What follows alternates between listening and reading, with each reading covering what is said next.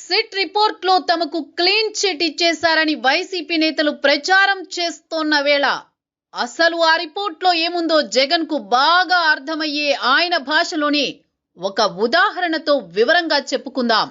ఒక చోట హత్య జరిగింది. పోలీసులు వెళ్లి చూశారు. అక్కడ గాయం కేవలం 10 సెంటీమీటర్ల లోపే ఉంది.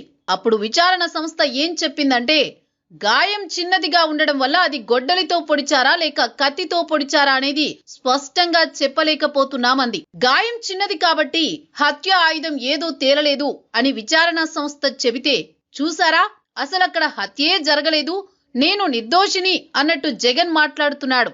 విచారణ సంస్థ చెప్పింది ఆయుధం గురించి, హత్య గురించి కాదు. లడ్డూ నెయ్యిలో కూడా సరిగ్గా ఇదే జరిగింది.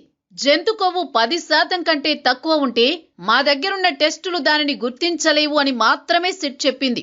అంటే జంతు కొవ్వు లేదని కాదు, అది పట్టుబడనంత స్థాయిలో ఉందని అర్థం. కానీ జగన్ అండ్ కో మాత్రం రిపోర్టులో జంతు కొవ్వు లేదంటూ ప్రచారం చేసుకుంటున్నారు. అసలు నెయ్యే వాడకుండా కెమికల్స్ తో కల్తీ చేశారని సిట్ స్పష్టంగా చెప్పాక కూడా ఇంకా సిగ్గు లేకుండా క్లీన్ చిట్ అని డ్రామాలు ఆడుతున్నారు జగన్ బ్యాచ్.